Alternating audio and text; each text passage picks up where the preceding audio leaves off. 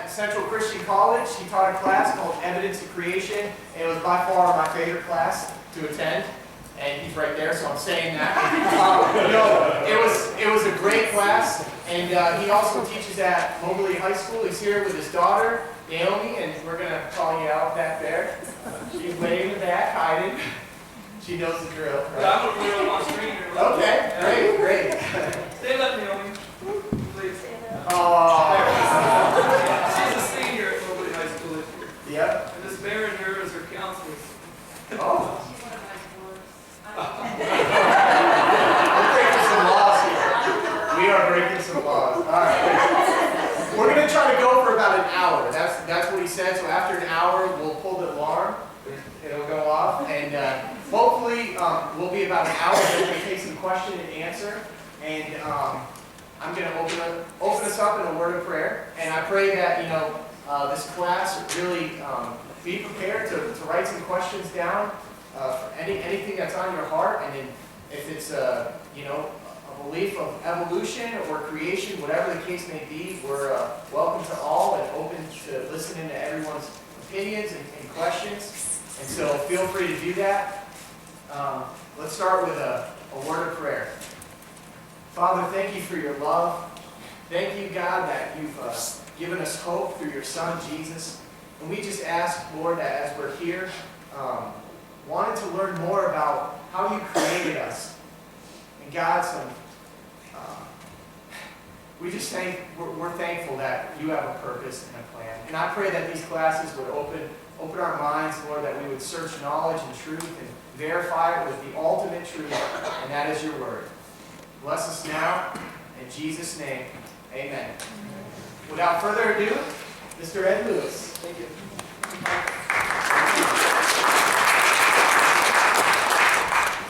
I actually had Mike in physical science class as well, right?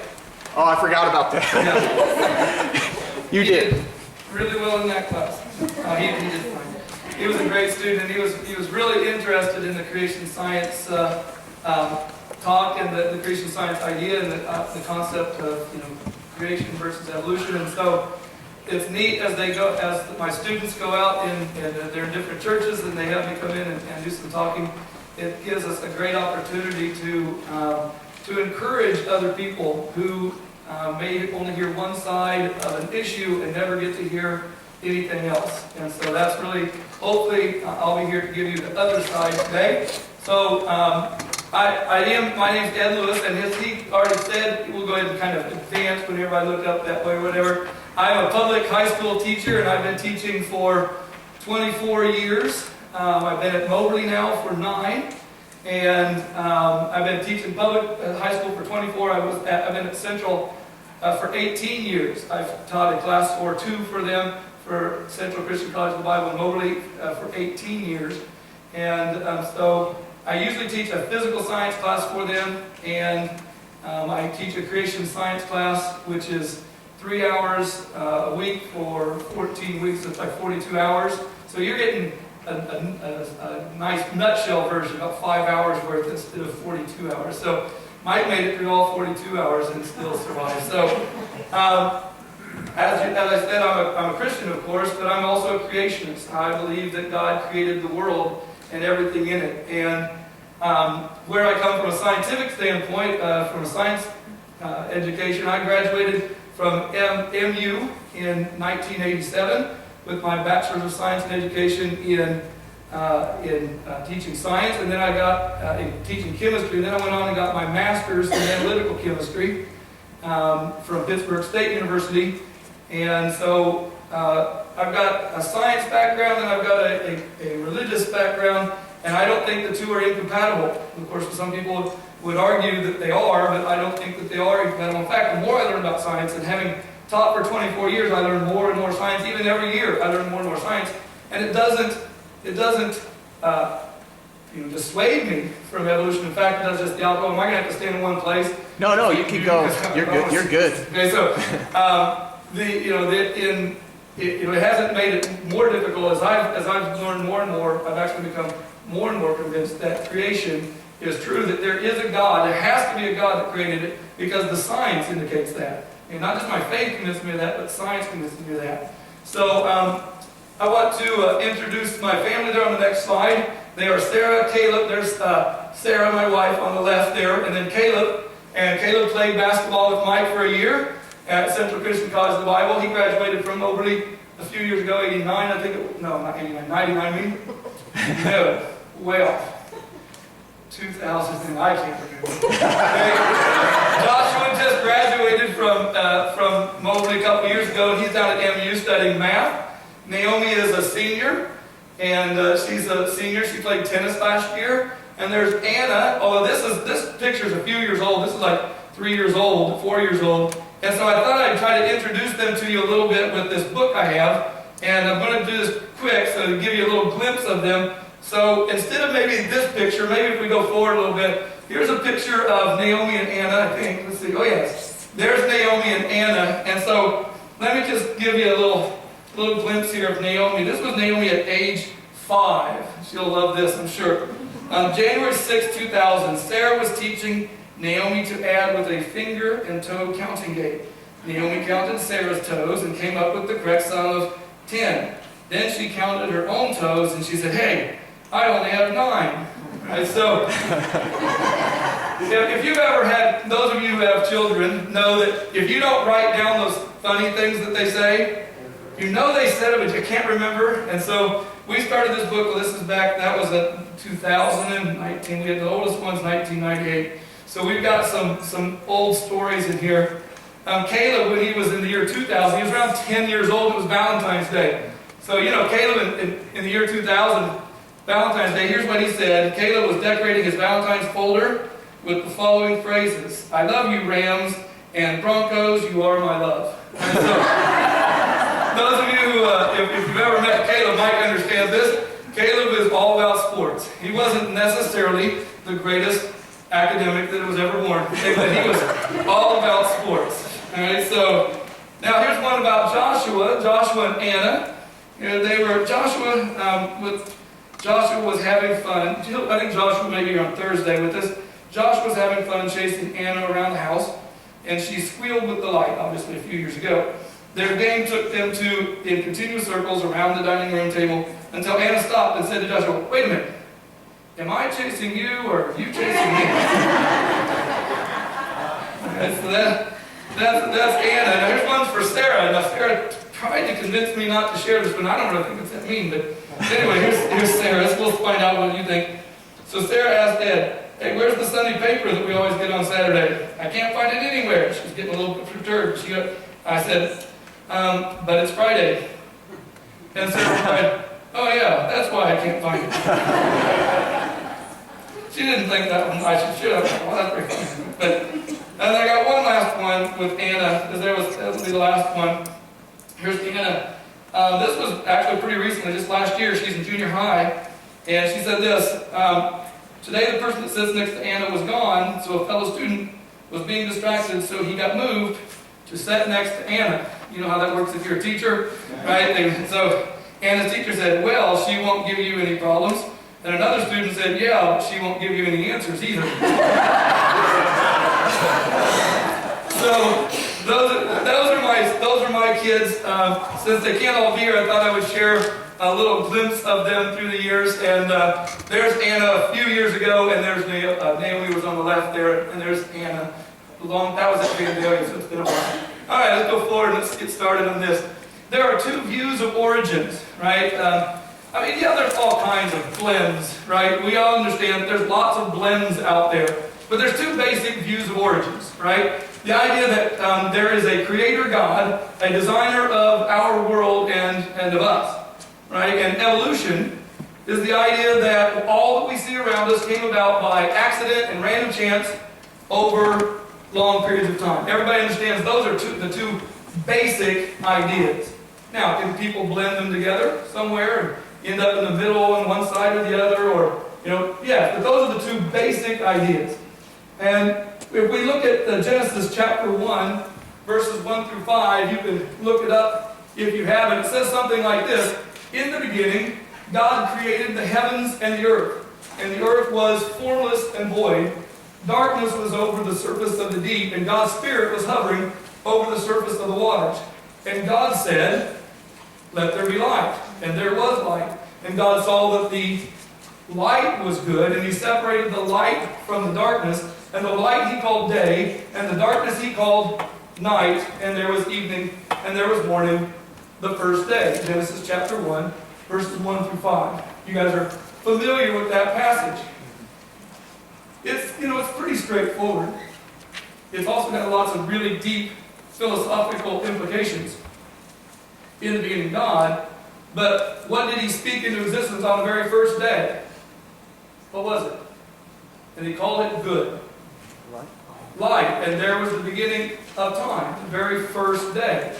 Well, it took us a couple thousand years, several thousand years later, and we come up with the idea of what? That if you want to speak matter into existence from energy, what's the one thing that connects the two? Didn't know this for a long time, until 1905, and a guy by the name of, what was his name? Albert Einstein. Right? And what did he say? E equals mc squared. And energy is equal to matter. Matter can change into energy, and when they do, how does it happen? By the speed of light. So light doesn't exist before that time. And when it comes into existence, what must happen? Well, meters per second, time and matter, that time and distance, space and time, all come into existence. All at that very one moment. It's all, you think, well, yeah, that's all in that verse 1. Yeah, that's all in that first 5 verses of day 1 of the Bible. Genesis chapter 1 through 5. Now there's another version. This isn't quite the same way. All right? Go ahead and put that up there. In the beginning, I don't have this one memorized, and who wants to? In the beginning was matter, which begat the amoeba, which begat the worm, which begat the fish, which begat the amphibian, which begat the lemur, which begat the monkey, which begat man, who imagined God. This is the genealogy of man. So, 2 opposite viewpoints. This is by Charles Smith, evolutionists. Those are 2 diametrically opposed viewpoints. There really is, those 2 are actually a long ways apart. All right? One says that God existed in the beginning and He created everything, and the other says matter exists in the beginning, we evolved, and then we imagined God. Those are 2 very different viewpoints. And that's really what I want to kind of talk about today, the 2 different viewpoints. Sometimes people want to consider, go ahead and keep on advancing a little bit. So I want to give you a definition of science. Now this is the definition I use in class, and I think it's a good definition. The search for knowledge or truth through observation and experimentation. How many people would say that's a decent definition of science? The search for knowledge or truth through observation and experimentation. Isn't that what you do in science? And now you're supposed to try to find out new and relevant information? Right? That's what science does. Okay, the National Academy of Science, in my very first year, I don't think, how many people from their very first day on the job have a document from their first day on the job? All right? I've been teaching for 24 years, and I received this, my first 25 really. One year I had to take off to work on my master's, but 25 years ago, I received, on my very first day, I received this document, Science and Creationism, a View of the National Academy of Sciences. Right? And they have a definition of science that I want to give you. Now it's in here. Now, this thing has been around. Okay, this has not been treated nicely. I've used this a few times at some camps, and some of those camps aren't particularly dry. Right? So it's been around a while. It says this: the goal of science, you can go ahead and advance it so they can see it up there. The goal of science is to seek naturalistic explanations of phenomena. What's the goal of science? Now, what was my definition? The goal of science is to look for truth. Knowledge and truth. They said the goal of science is to look for, what's the word? Naturalistic explanations of phenomena. So what does that mean? Why? That's an odd phrase. Yeah, that phrase is a kind of a code phrase, okay? It's just slid in there thinking, oh, no one will pay any attention to that. The goal of science is to seek naturalistic explanations of phenomena. And what they mean is that if it's a naturalistic explanation, it can't contain what? Supernatural. Anything supernatural. They're trying to define out of my field of study, they're trying to define out who? God. I'm just going to define away God in my explanation, saying there's no way you can look for God. We've made a definition saying science is this. It's not science. They can't just define science the way they want. Science is the goal. The goal of science for me is to search for truth, is to search for knowledge, real truth. Not a naturalistic explanation. Just because it's a natural explanation, is it the right explanation? No, we want to find the truth. That's what it should be. Alright, so it is therefore, they go on to say, it is therefore our unequivocal conclusion that creationism, with its accounts of the origin of life by supernatural means, cannot be science. So what did they do? They defined away something that I believe in, the idea that God created. They think they can define it away. Why do they want to try to define it away? Because they can't argue it away. They can't disprove it. They can't argue it away. So instead of doing that, what do? We'll define the goal of science to exclude it, to preclude it from any discussion, and then you have to win. And you think, why is it that things keep going this direction? Why is it that we keep getting pushed further and further this way? If you eliminate the alternative, you're guaranteed to find a naturalistic explanation, even if it's not the truth. Alright, so that was the National Academy of Science in 1985 is when they published this. 1987, when I received it, and they've made an update, but I still like the very first version. It's kind of my, I bet they didn't expect this to get as much use as it has, because I've used it a lot, okay? Other people may not have kept it and paid any attention, but I kept it my very first day on the job. It was in my mailbox, and I enjoyed it. Okay, so here are the here's evolutionist attitude today, and there's several bullet points here. The first one, get them when they're young. One of the very first things that they'll teach you when you're in second grade science, because I've been on lots of different curriculum revision committees, and one of the things they used to introduce, we kind of started to get rid of this a little bit, is they will have a picture of a man, and they'll have a picture of a dinosaur, and they'll have a picture of something else, and they'll say, which of these don't belong together? And they're supposed to circle, the dinosaur and the man, to put them out of, trying to get them to separate them by long periods of time. In second grade, how are the second graders supposed to know anything about the origins of life? Right? Well, they're not. So what they're trying to do is establish a nice framework, a nice baseline that they can work off of. Get them when they're young. And of course, we've had to fight that for years. And sometimes elementary teachers, my wife's an elementary teacher. Elementary teachers don't necessarily realize that they're being used that way.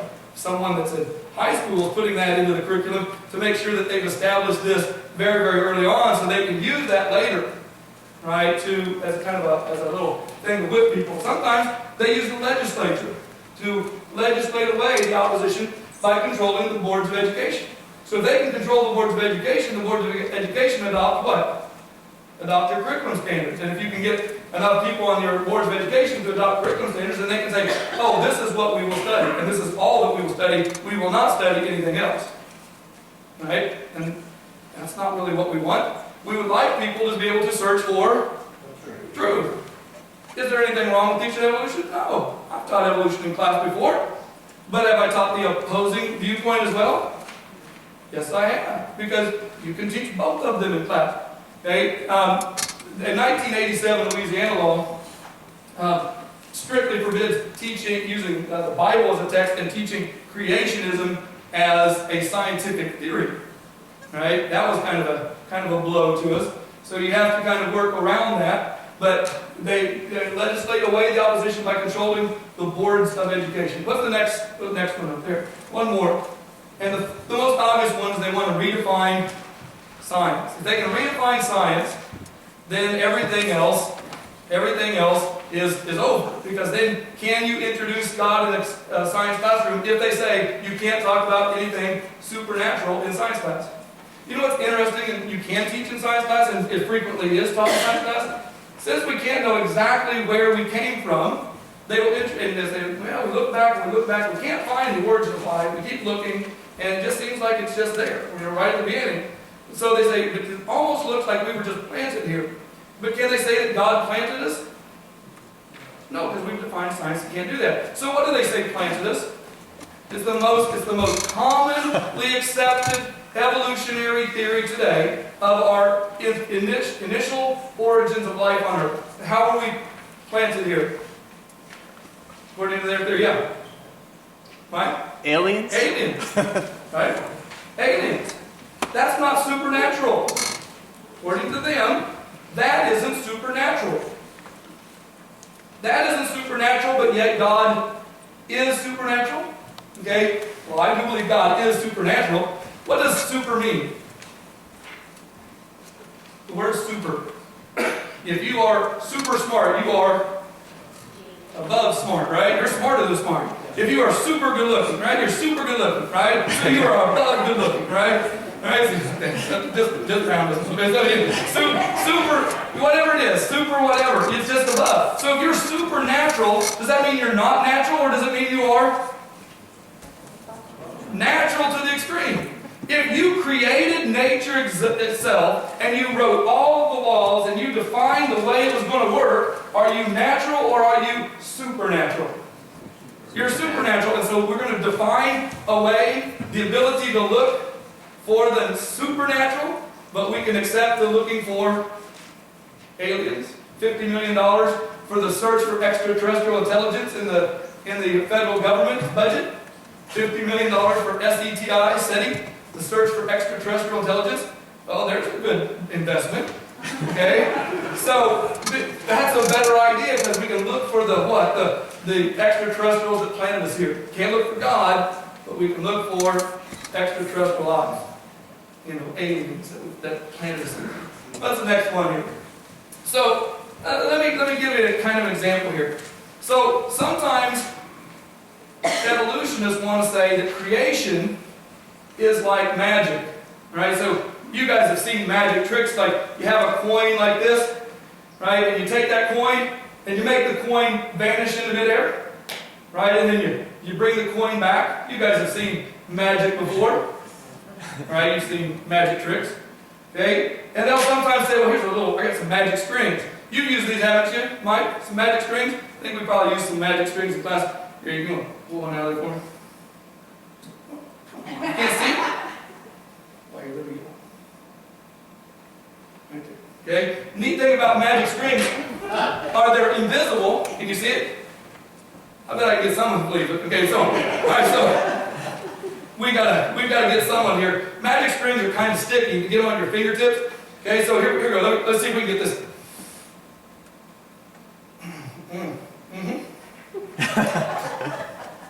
Oh, here we go.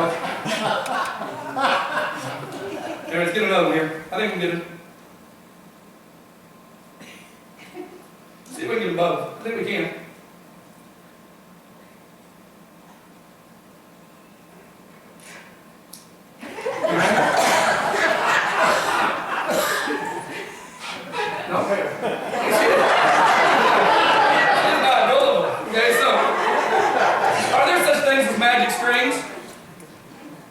Are there such things as magic strings? How many people say yes and no? Raise your hand. Magic strings. Wow, no. How about no magic strings? Got a few hands. All right, let's talk about this. Let's talk about this. What's gravity? Let's talk about gravity for a second. So, how's the moon attracted to, the moon is attracted to the earth? Yes? It's always falling towards the earth, doesn't land. It's always falling. Right? It falls about 19 one-hundredths of an inch a year towards the earth. Of course, it never hits it because, of course, it's always moving horizontally, the curvature of the earth, so it's in orbit. What holds that moon there? Why doesn't it fly off into space? Okay, so what is gravity? Can you see it? Is it what? It's a force? Can you see it? Can you pull on something with it? Can it pull on something? Oh yeah, it pulls on. It exerts a force, doesn't it? Does it exert a pull or a push?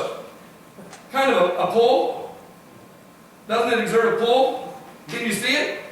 Is it stretchable? Is it invisible? Oh, you say there are such things as magic strings. Because there are magic strings if you want to think of gravity. Forces are invisible sometimes. They're stretchable, elastic. pullable, exert force. Magic strings do that, right? Yes? They do. Well, there's also a whole idea of the concept of of nature that talk about string theory. Have we ever seen a string yet? No, but it's a scientific theory. Ah, there we go. It's a scientific theory. So it seems like the only theories that we're not really all that interested in talking about in science, right, is one theory. The idea of creationism. We can have invisible strings working over vast distances. Did Einstein like the idea of invisible forces acting over great distances that no one could see or touch? Did he like the theory of gravity? He did not like the theory of gravity, which led him to his idea of E equals mc squared. Really, his general theory of relativity says, maybe it's more of a fact that matter distorts space itself. In 1916, with his general theory, which is the generally accepted view of gravity today, but that's not what we teach in school, right? What we teach in school is that there's this invisible force pulling through space. What's string theory? I mean, these little strings, these magic strings. But in reality, we believe that space is distorted by mass as it pops down into space. That's what Einstein proved in 1906, or 1915, 1916. 1905 was his E equals mc squared, his special theory of relativity. 1916, the general theory of relativity. Doesn't disprove creation by any means, right? In fact, I can show how that distortion of space has everything to do with the way we view things, the way things really are, okay? And so we'll visit that again. So which is more magical? This idea of evolution or the idea of creation? Which one of them has, is science, all that, got to be perfect, and there's only the certain things are magical, right? Only certain things are magical. That creation is magical, that evolution is not. I would say actually that both creation and evolution have components of religion in them. Because what's the definition of religion? Let's see if we can. The religion of evolution, some musings, some musings on evolution and its logical consequences. Alright? So let's look at the definition of religion. Next one. Alright, the definition of religion. Merriam-Webster says it this way. An organized principle, a system of faith or a cause, a principle that is a belief that's held to by faith with conviction or ardor. And I think that the one dictionary is called ardor. So if you hold something with conviction or ardor, what does that mean? I hold this belief with conviction and ardor. What does that mean?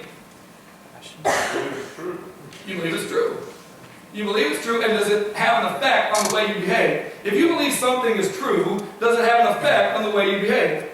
If you believe there's a cop down the highway, hiding behind a sign, with his radar gun, will it have an effect on the way you behave?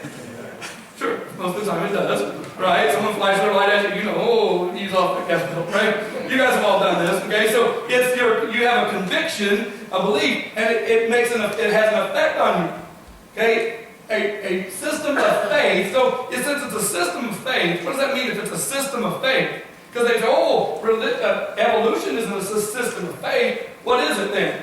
What does faith mean? Something that hasn't been. Well, what's it say in the Bible? What do we in Hebrews 11? What do we say?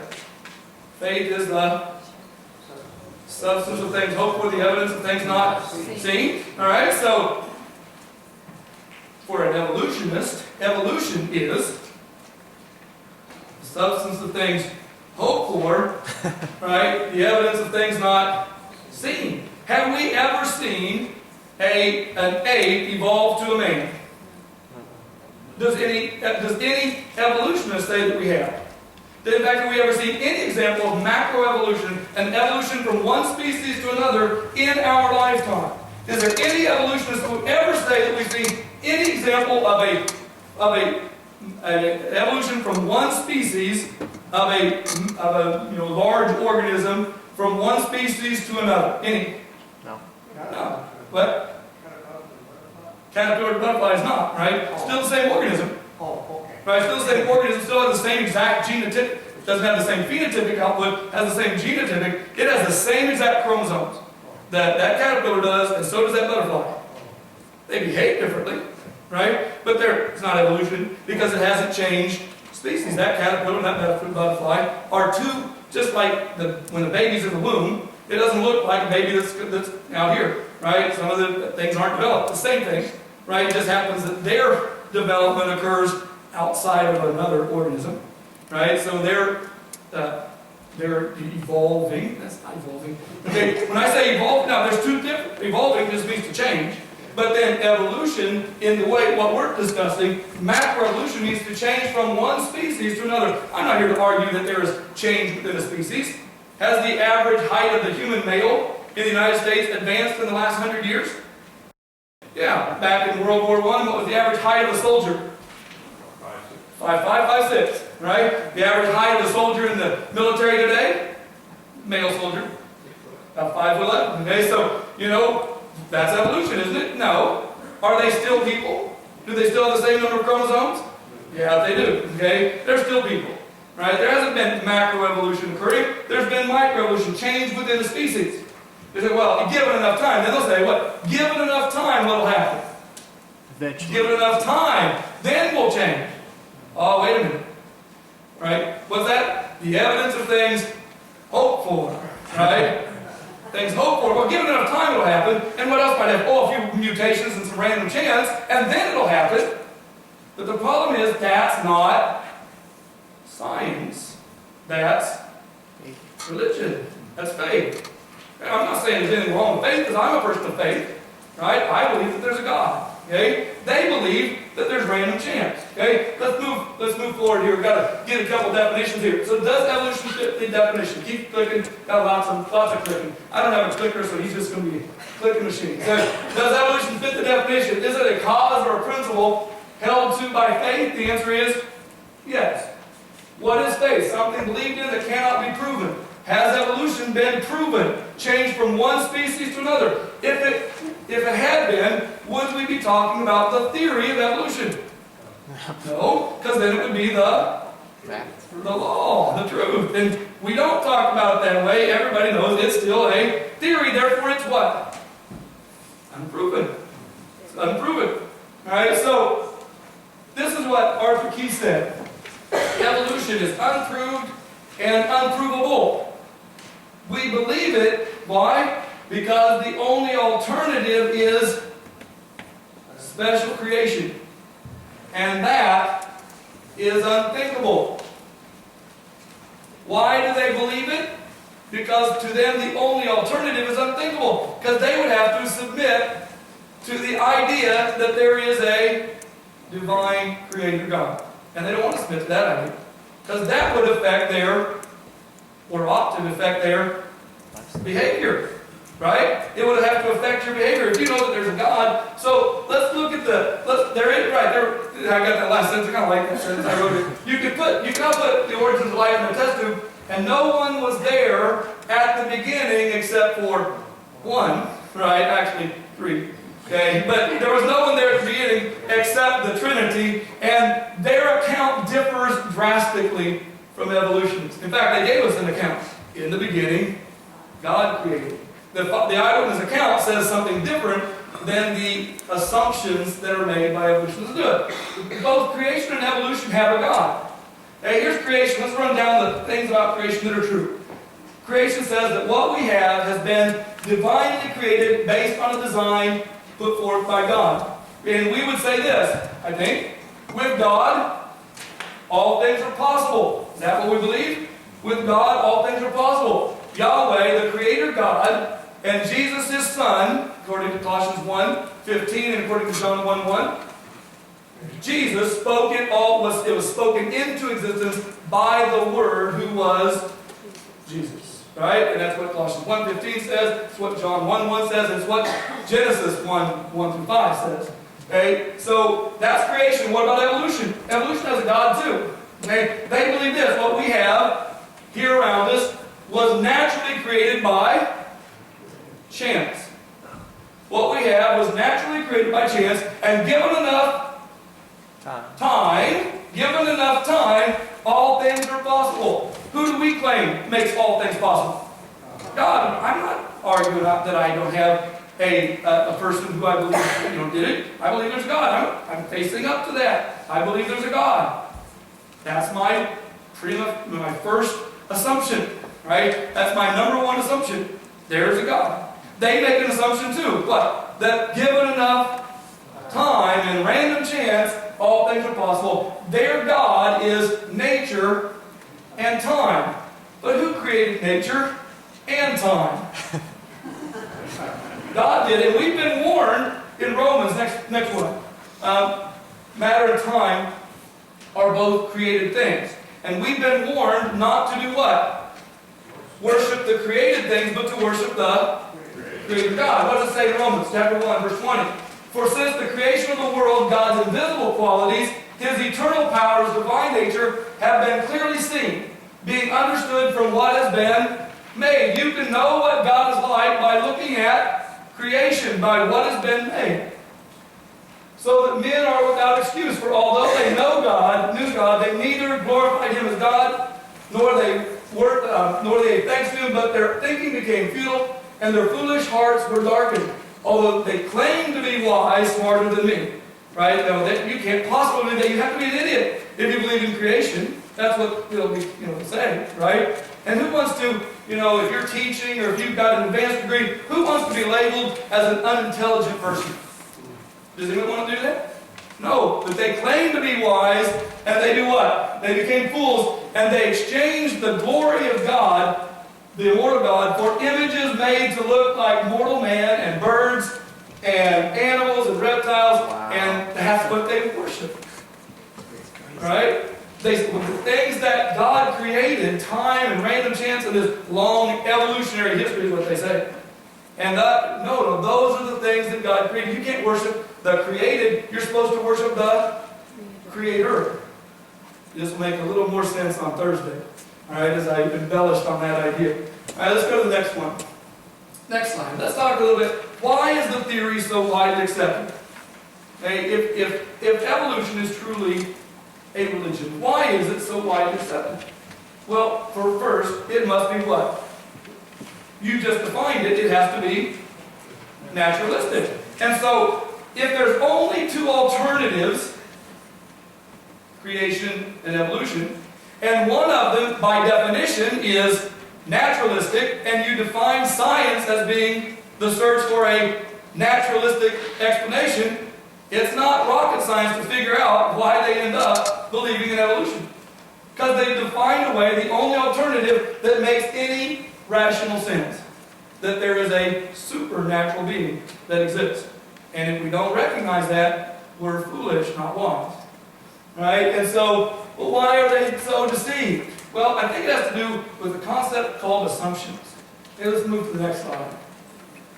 Usually, it's because of assumptions. In science, we always say assumptions can, well, we're not going to say what sometimes we say in science, but assumptions can lead us, assumptions can get us into trouble, right? Assumptions can lead us into trouble.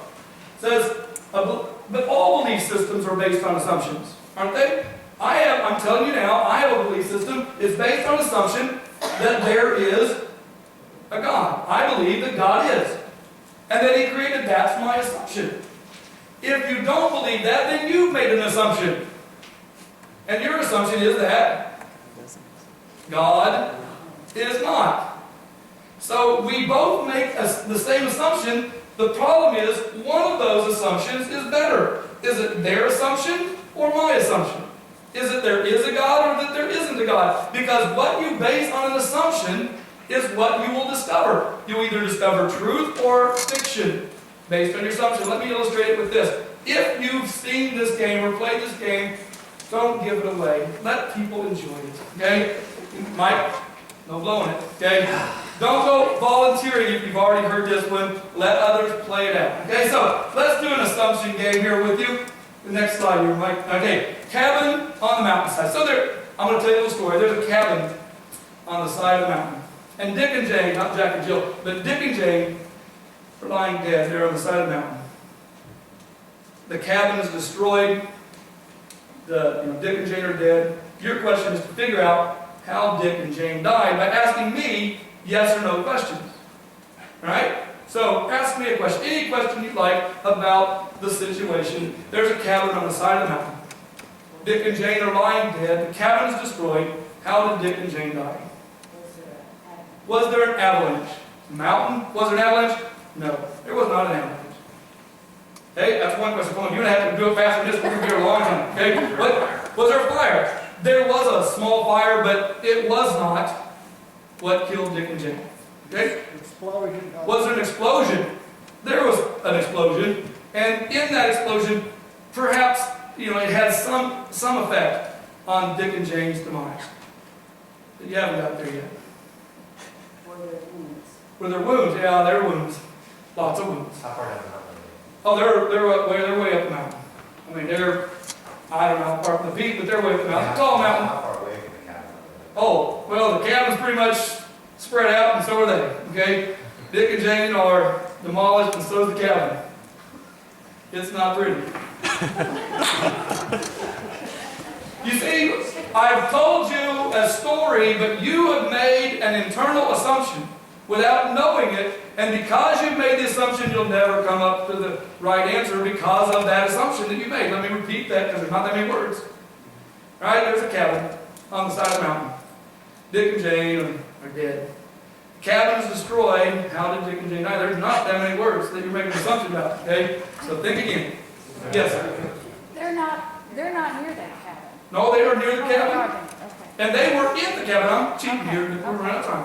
They were in the cabin before they died. Yes. Oops. By side of the mountain, are we talking angled or 90 degrees? I mean, it's like this, and they're here. Okay. Hey, it's not.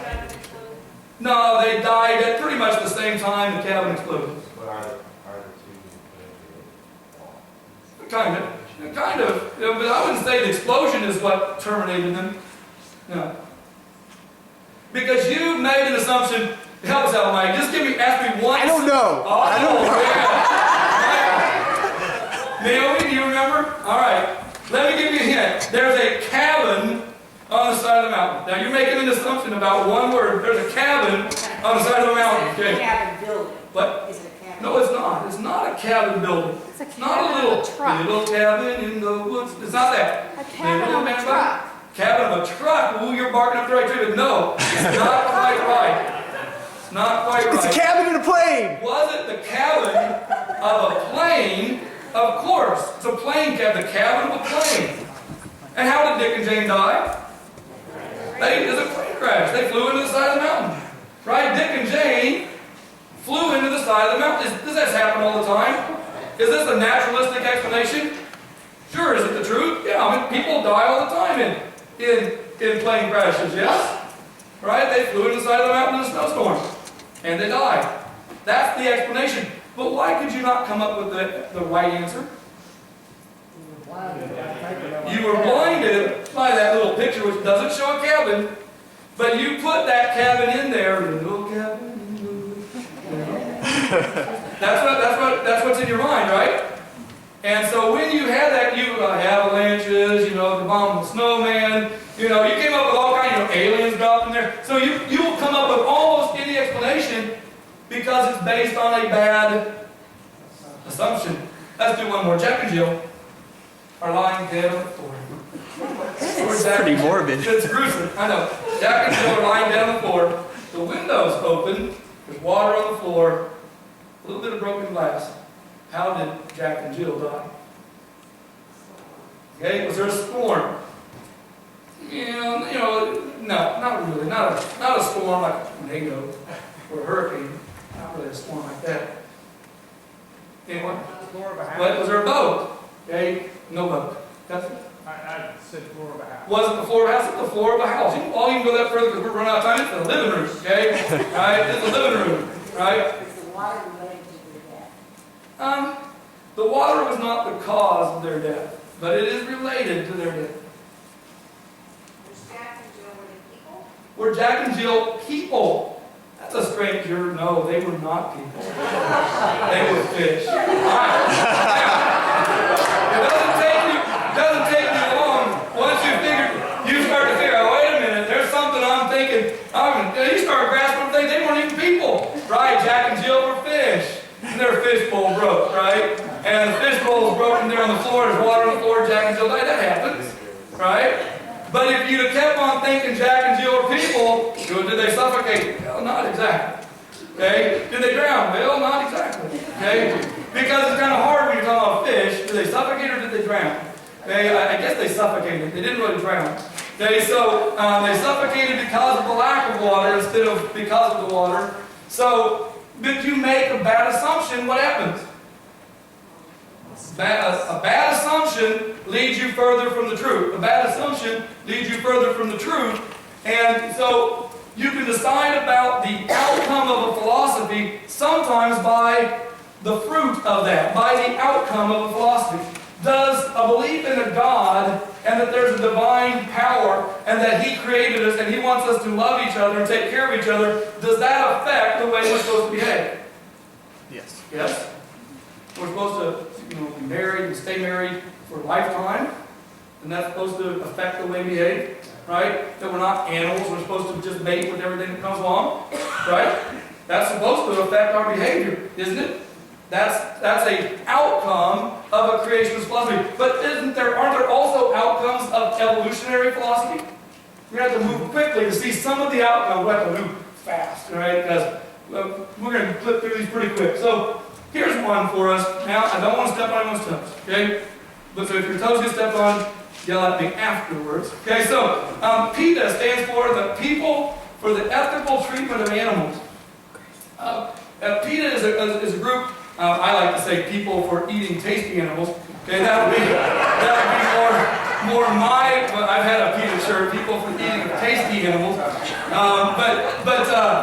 In 1990, Ingrid Newkirk, this founder of PETA, said this. Okay, she's the co-founder of Record. She said this. Actually, I got 4 quotes I want to give you if we can zip through these. This is a quote by her. There's really no rational reason for saying a human has any special rights.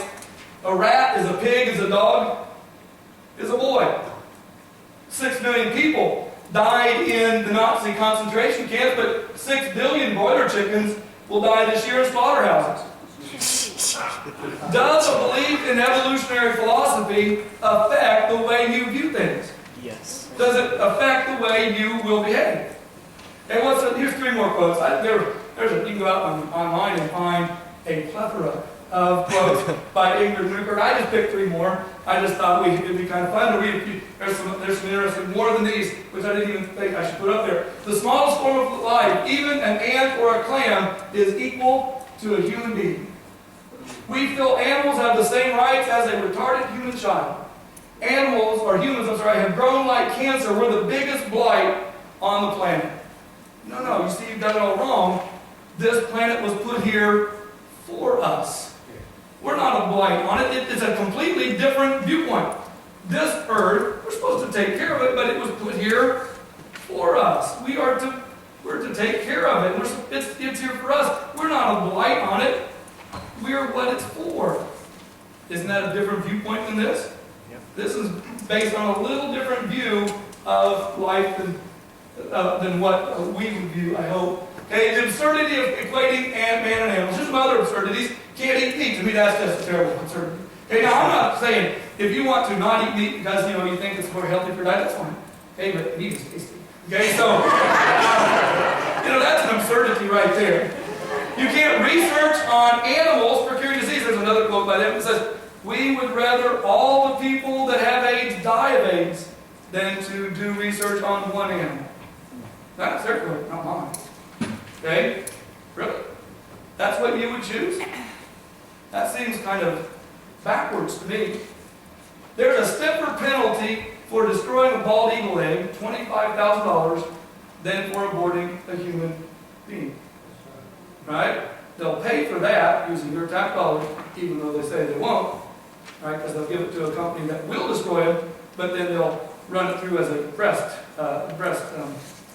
mammogram, right? And then they'll still charge as a mammogram. That's not a mammogram, okay? When you're killing a human being. Okay, stiffer penalty. Here's another. Now, this is old. Only as old people will appreciate this. Young people, you'll have to think, oh, really? That's true? There was a cult back in 1997. How many people remember Heaven's Gate cult? Right, a few of you? Let's just quickly go through this. All right, this is how you know how old it is. That's a Netscape screenshot. from Netscape, what's that? Okay, so, Hale-Bopp, a comet arrives on on the scene, and there's this group of people called Heaven's Gate Cult, and they say, it's time for us to evolve. Let's go to the next slide, because they'll say, it's time for us to evolve to a higher level. Right? They want to evolve. If you read their literature, it's their last chance to advance beyond human. You need to get with us, because they were going to advance beyond human and evolve and go meet their alien evolutionary counterparts behind the Hale-Bopp comet. And then what do they do after that? Oh, the next one. 39 of them committed mass murder so they could go and evolve to be a higher form. You know what? They did find out some truth right after that, but I don't think that they probably found a higher life form behind the Hale-Bopp comet. It's a sad thing, right? These people were deluded. Do you see some of the same things, aliens and evolution kind of woven together to do what? To deceive?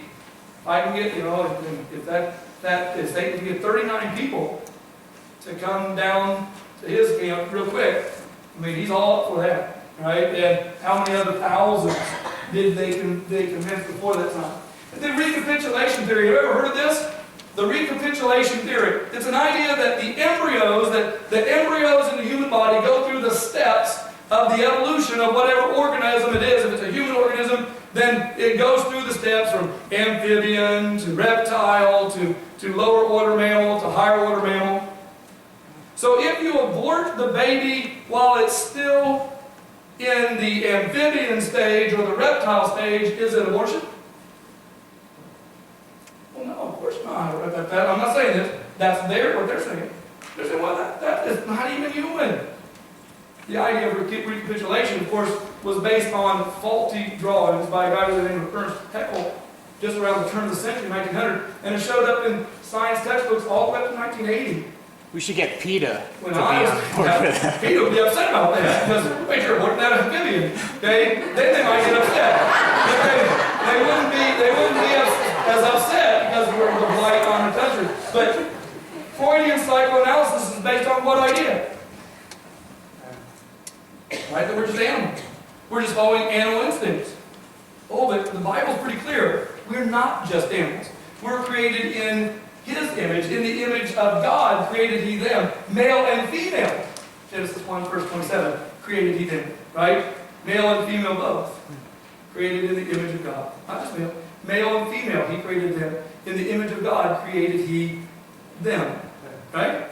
That's Genesis 1:27. Eugenics. Oh, man. If I don't want to get political. If anyone would pay attention to who Margaret Sanger is, who's Margaret Sanger? She is the founder of Planned Parenthood. So she believed in eugenics. So what is eugenics? Someone give me a quickie on eugenics. What is it? Quick, shout out, what is it? Killing the weak. What? Killing the weak. That's good. Killing the weak, killing the poor, killing anybody that's not quite up to snuff. All right? You don't look good, you're out. Okay? Right? You're a little short, you're done. Okay? Oh, a little bit heavy, you're done. Okay, so whatever it is. Right? Black. That's where it started. That's where it started. It started because she wanted to get rid of all black people. So she didn't start these abortions and forced sterilizations in white communities. Where did she start her Planned Parenthood? In black communities. And still are. And what's funny is the black people are thinking, all these black people are supporting this like, oh man, really, this organization is there for us. Wait a minute, you don't realize what you're saying. That organization was created to do what? To destroy you. Because they didn't think you were human. Because you were black, you're less than human, and you ought to be exterminated. 1930s. Who else came out of that idea of evolutionary, less than human people ought to be exterminated? Adolf Hitler. Right? Racism, social Darwinism, Nazism. Darwin's title says what? The preservation of the favored races in the struggle for life. What does that mean, the favored races? That would be white people. Right? That would be white people that look like you, not white people that look like anyone else. right? That's what they wanted to get rid of everybody that's not quite perfect. Or Jewish, right? Or black, or Hispanic, or whatever it is, right? As long as it isn't me, get rid of all those other people, right? What does that come out of?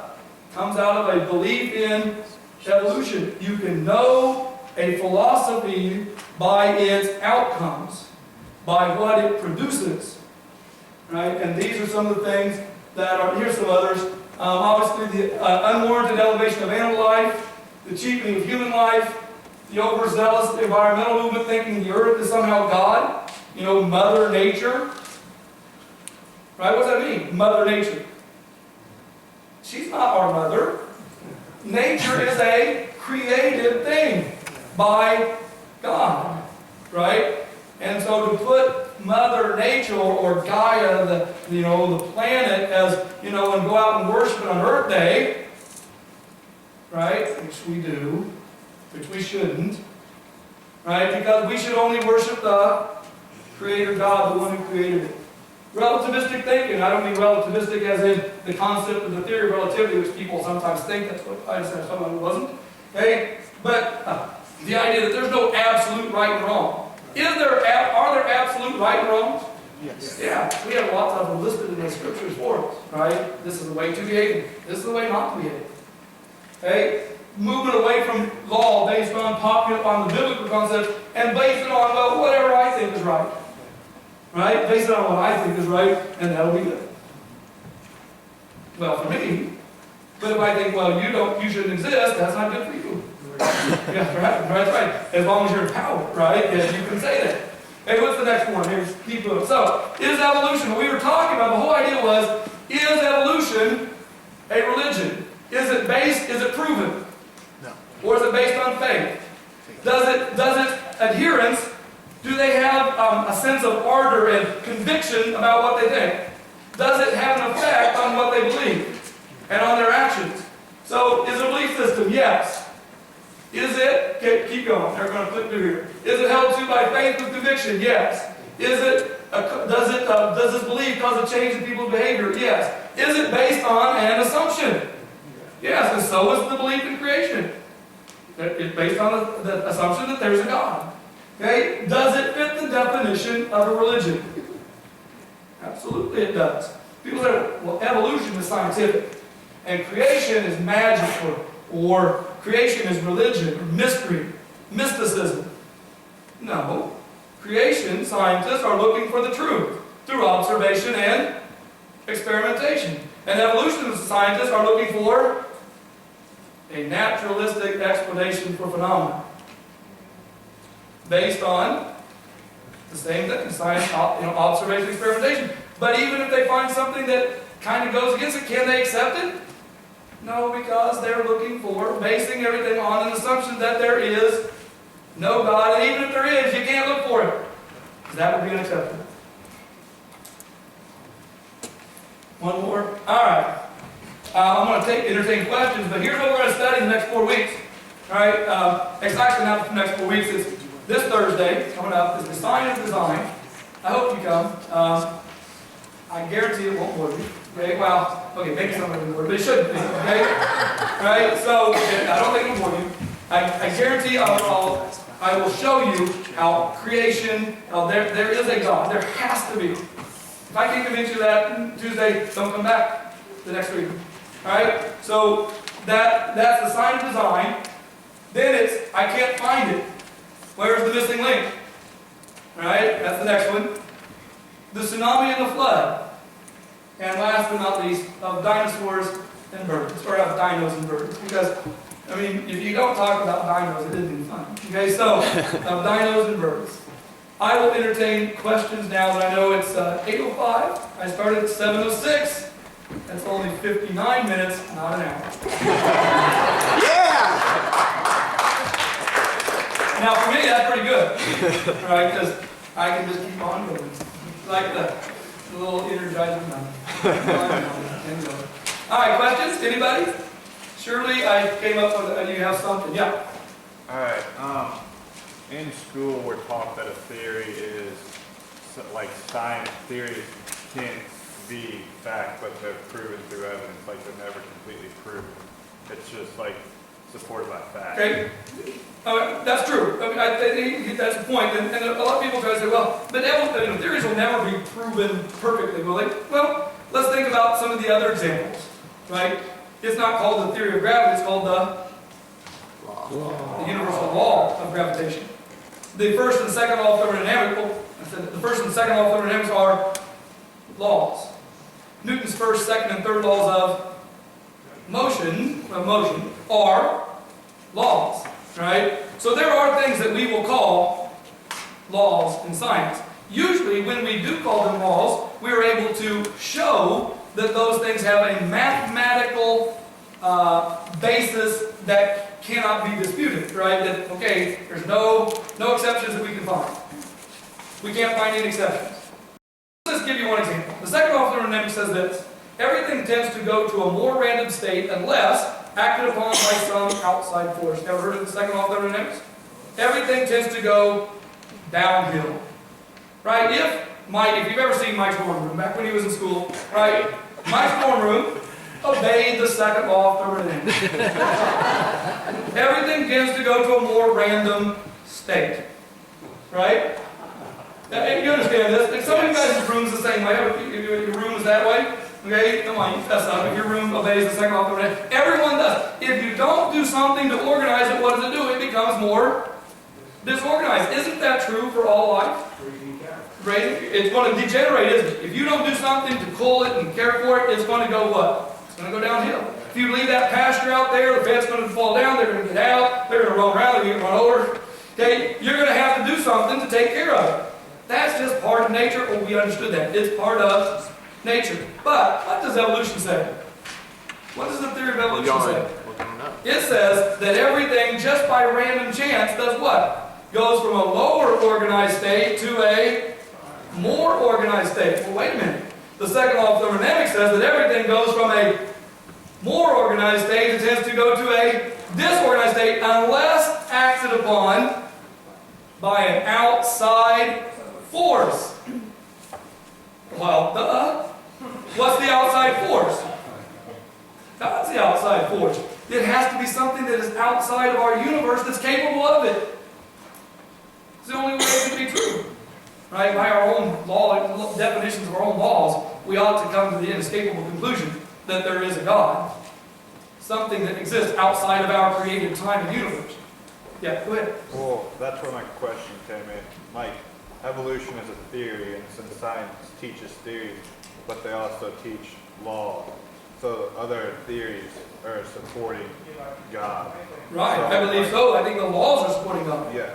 Like the question is, how is it possible for like colleges and high schools to only support evolution but not an actual law? You're exactly right. Why? I agree. They shouldn't be. Right? We should be saying, we shouldn't say, well, we're going to outlaw talking about God in class. How can I outlaw talking about God in class?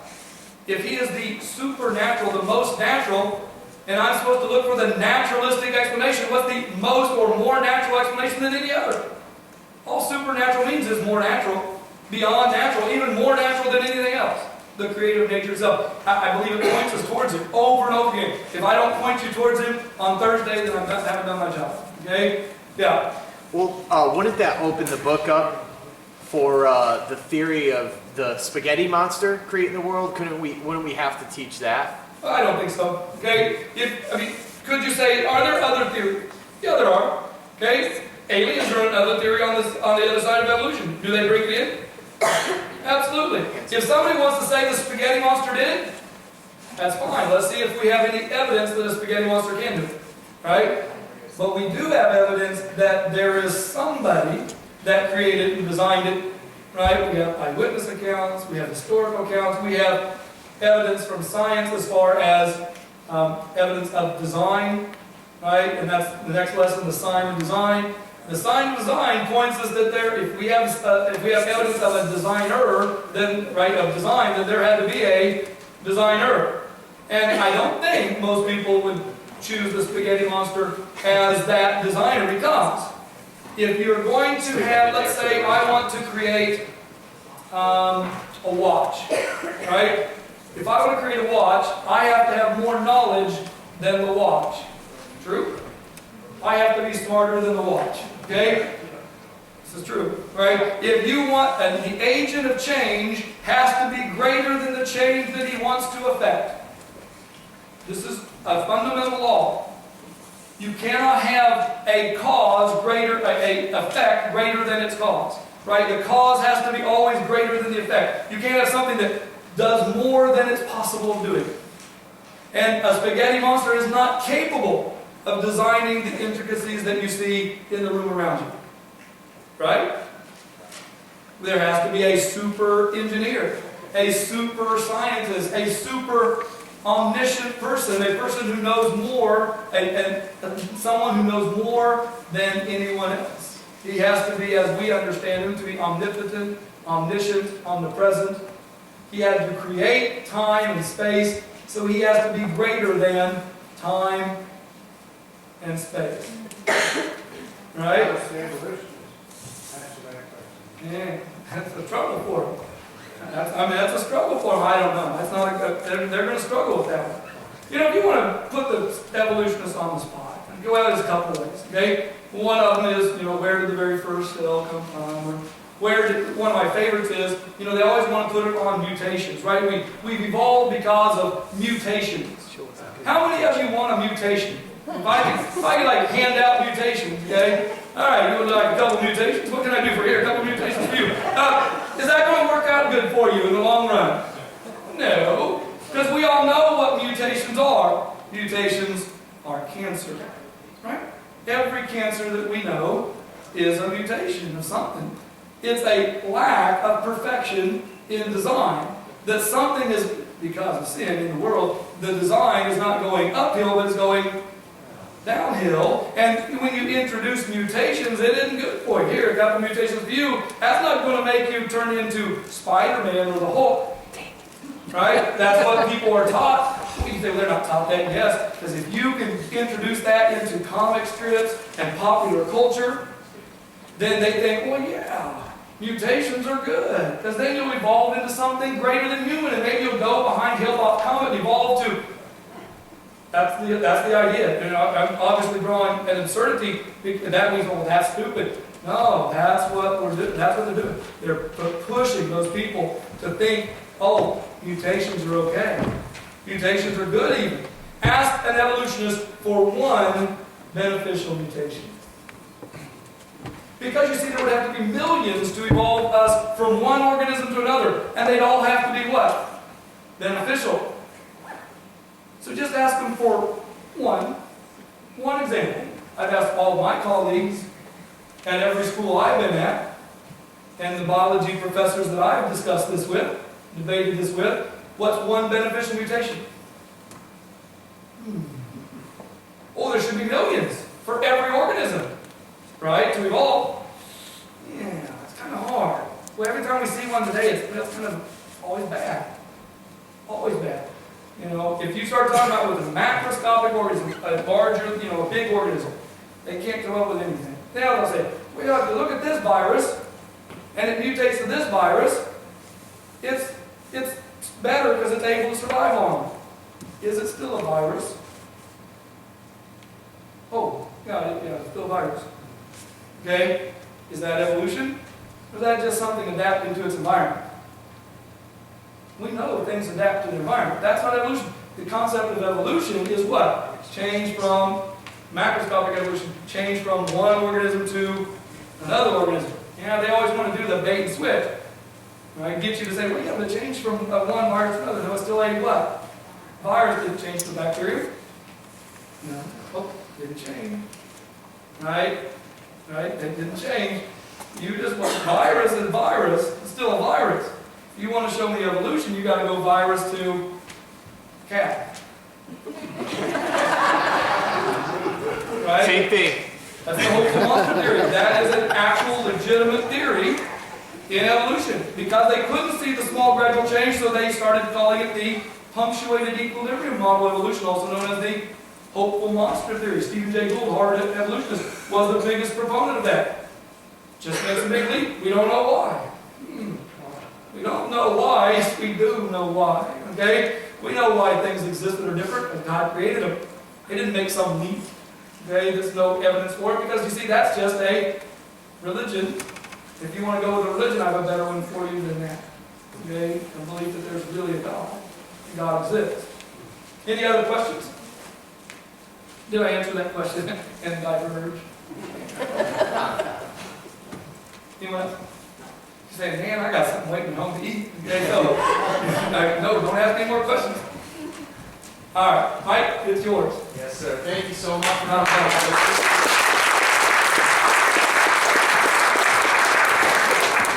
Please go home and think of really tough questions for Thursday. Like really tough questions. I know I have one. Okay. On Thursday, though. What we're going to do is at the end of the 5 weeks, we're going to take a love offering for Mr. Lewis and his time coming out here and his family. And so if you're not going to be able to make it to those classes and you still would like to give in support of these classes, and also if we provide nursery, we're going to try to take some of that, help provide nursery for us at this time. You can get to the church and we'll see that it gets to Mr. Lewis. Well, part of it. I'll get some first. But it will evolve. Bring your questions, bring your friends, bring your family. Next week is big, the Simon Design, and we're just really glad you're here. Thanks again so much. Thursday, right? Thursday. It is this Thursday. Did I say a different Said day? next week. Oh, this Thursday, 2 days from now. Same time, same place, and if you need to bring little ones, we're going to have childcare set up. So let's pray together and be dismissed. Father, thank you for your love. Thank you for creating us with a purpose. And God, that our faith and hope and trust is in you, and that you will never fail us. You will never leave us or forsake us, and we just praise you for that. And God, as we learn, help us to study your word, and be with Mr. Lewis and his family as they travel